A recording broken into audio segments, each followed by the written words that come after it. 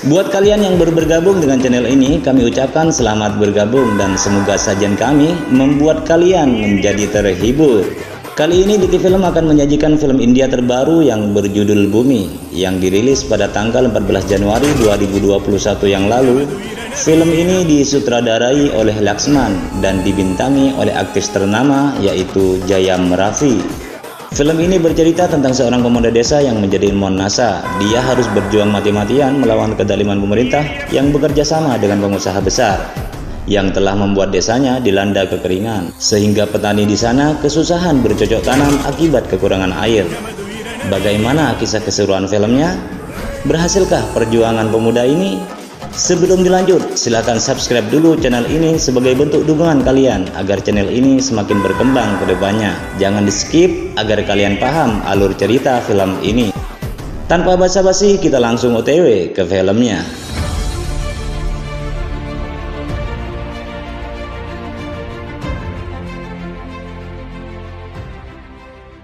Di awal film, penyiar berita televisi sedang sibuk membicarakan dan menyiarkan seorang ilmuwan NASA. Ilmuwan itu bernama Bumi Nathan.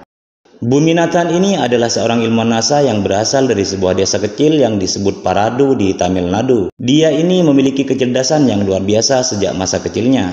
Di saat teman seusianya masih sibuk belajar mengeja huruf dan angka, Bumi sudah mulai sibuk mempelajari cara pengoperasian radar. Semangat dan kecerdasannya yang luar biasa ini membuatnya menemukan satelit di usia 14 tahun. Luar biasa. Di saat semua ilmuwan sepakat bahwa manusia dan hewan tidak akan bisa bertahan hidup di planet lain selain Bumi, Bumi memiliki temuan yang menggemparkan dunia. Menurutnya, semua makhluk hidup dapat menjalani kehidupan di planet Mars sama seperti kehidupan di Bumi, yaitu dengan cara menyesuaikan kondisi anaerobik tertentu yang dibutuhkan untuk bertahan hidup di sana. Penemuan ini dia sampaikan di depan jurnalis terkemuka di seluruh dunia. Segala pertanyaan dijawab oleh Bumi dengan logis dan ilmiah. Dia berkata akan mengubah planet Mars menjadi habitat kehidupan layaknya di Bumi. Pernyataan ini pun tersiar di seluruh stasiun televisi di dunia, sehingga Bumi mendapatkan pujian dari rekan-rekannya, bahkan dunia atas penemuannya tersebut. Dalam karirnya, Bumi mengaku bahwa yang menjadi inspirator dalam hidupnya adalah pamannya sendiri, namanya Velusamy. Sang paman ini hanyalah petani biasa yang tinggal di desa. Dialah yang mengajari Bumi tentang ilmu-ilmu pertanian. Kemudian scene beralih pada sang paman. Si paman bersama rombongan petani lainnya mendatangi seseorang, sebut saja si tukang makan. Paman Velu datang untuk meminta petisi terkait kompensasi terhadap lahan pertanian mereka yang rusak. Namun si tukang makan ini malah marah-marah pada Paman Velu sambil terus melanjutkan makan.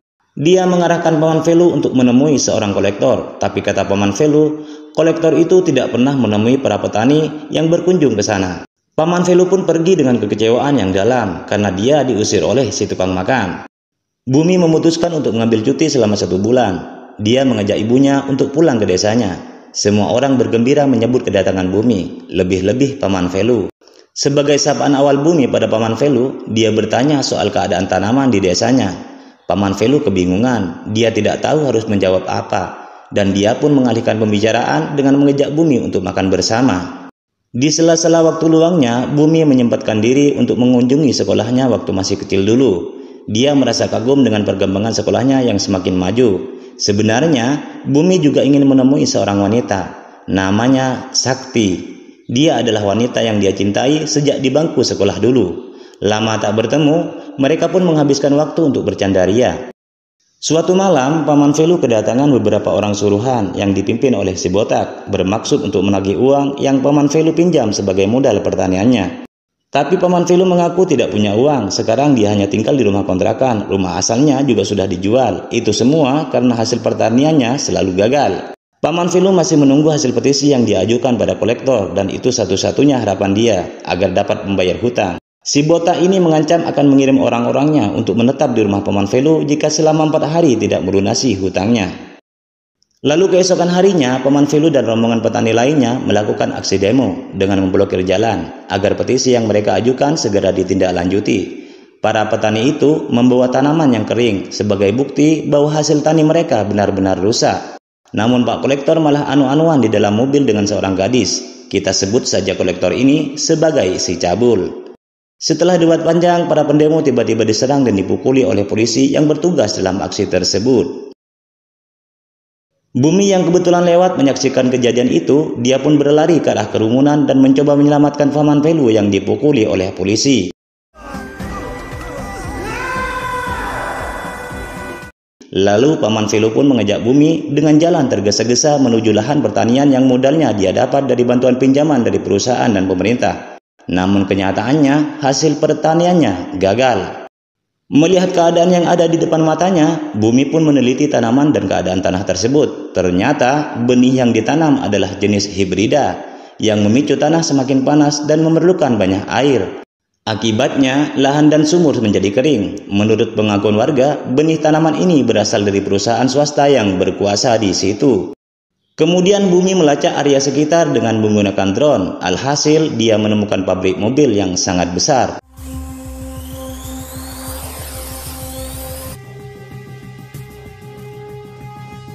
Dan inilah salah satu alasan para petani di situ kehabisan air. Pada hari itu juga Bumi mendatangi kantor si cabul dengan maksud untuk menyadarkan dia akan keadaan ini.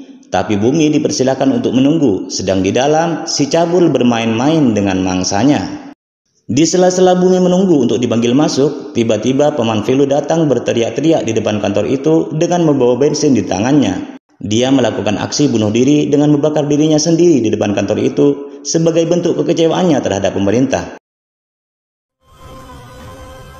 Melihat hal itu, Bumi melompat untuk menyelamatkannya.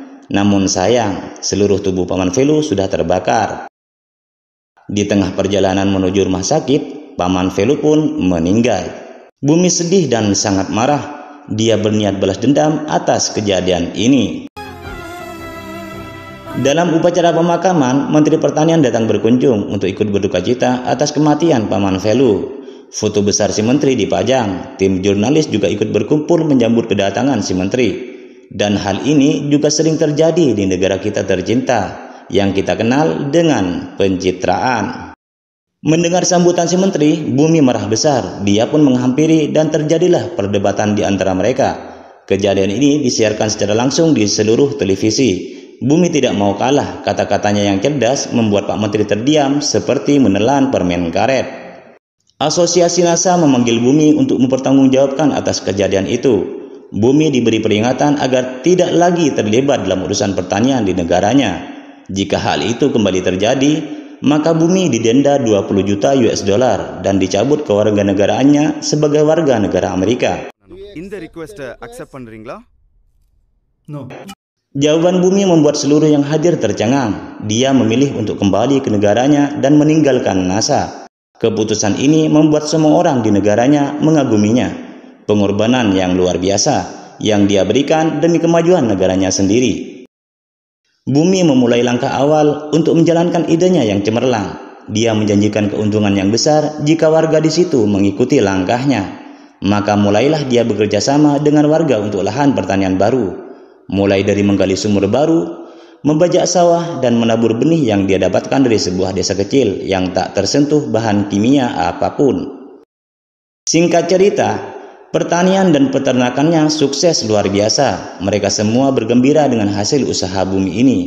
Dengan hasil yang gemilang ini, Bumi diundang dalam sebuah acara untuk menjelaskan teori keberhasilan usahanya. Bumi mengatakan, untuk merayakan keberhasilannya, dia akan mengadakan acara tasyakuran, mengundang semua warga untuk menyaksikan hasil usahanya dan makan bersama dalam acara itu. Dan hal ini diketahui oleh seseorang. Dia adalah Richard, pemilik perusahaan besar yang memiliki pengaruh terhadap beberapa negara. Dalam acara tasyakuran perayaan keberhasilan Bumi ini, tiba-tiba seorang kakek dan beberapa orang lainnya mengalami kejang-kejang dan terjatuh. Acara tasyakuran berubah petaka dalam sekejap. Mereka dilarikan ke rumah sakit untuk ditangani secara medis. Merasa curiga dengan gejala ini, Bumi pun memeriksa luka yang ada di tubuh orang-orang itu. Ternyata semua itu disebabkan oleh sebuah virus. Di sela-sela Bumi menangani warga yang sakit, ibunya mengabarkan kalau polisi akan membakar lahan pertaniannya. Mendengar hal itu, Bumi segera datang dan terjadilah baku hantam.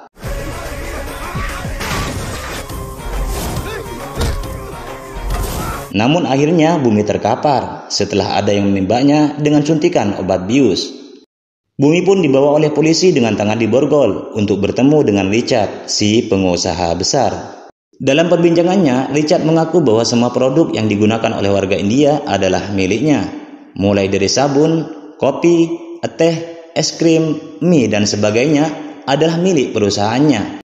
Dan ternyata dalang dari semua yang dialami para petani itu adalah si Richard ini, termasuk orang-orang yang terkapar dalam acara tasyakuran itu.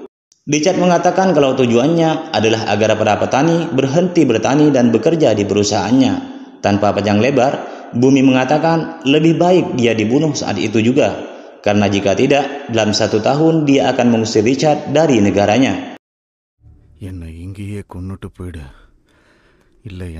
Namun Richard cengengesan mendengarnya, kemudian dia berlalu dan pergi. Sedang Bumi sendiri dibawa kembali oleh polisi menuju penjara, namun Bumi dapat melumpuhkan kedua polisi itu. Lalu dia memberitahu tentang semua kejadian ini pada rekannya di NASA. Kita beralih pada seseorang yang sedang membawa makanan dan minuman untuk Pak Menteri, untuk si cabul, dan untuk si tukang makan. Setelah semuanya dimakan dan diminum, ketiga orang ini kejang-kejang dan langsung dilarikan ke rumah sakit. Si botak yang menemani Pak Menteri yang sedang sakit mendapat telepon untuk turun ke bawah jika atasannya ingin selamat. Ternyata dia adalah Bumi. Melihat Bumi datang, sontak saja polisi yang berjaga ingin menangkapnya. Namun si botak datang dan melarang polisi itu. Kemudian si botak mengantar Bumi ke dalam ruangan Pak Menteri yang sedang kejang-kejang. Bumi mengeluarkan penawar untuk kesembuhan Pak Menteri dan 2 orang lainnya dengan syarat mengakui dengan jujur tentang kejahatan mereka. Pengakuan ketiga orang ini disiarkan secara langsung di televisi. Mereka mengakui kalau semua ini adalah ulah dari pengusaha yang bernama Richard. Mengetahui kejahatan dibongkar habis-habisan oleh Pak Menteri dan kroni-kroninya, Richard kemudian berkunjung ke rumahnya untuk sekedar minum kopi. Namun ternyata kopi yang diminum Pak Menteri sudah dicampur dengan sianida dan membuatnya berjumpa dengan malaikat maut. Begitu juga dengan si cabul dan si tukang makan. Bumi berhasil membawa permasalahan ini karena hukum. Dalam ruang sidang, Richard tetap bersikap sebagai penguasa yang membuat hakim menjadi geram. Hakim memutuskan untuk menutup perusahaannya secara permanen. Bumi sendiri mengajukan petisi untuk mengambil benih yang ada di kuil untuk kebutuhan petani bercocok tanam. Pengadilan memberikan izin pada Bumi untuk mengambil benih itu. Singkat cerita, setelah Bumi mendapatkan benih itu, dia mengumpulkan seluruh warga untuk pembagian benih.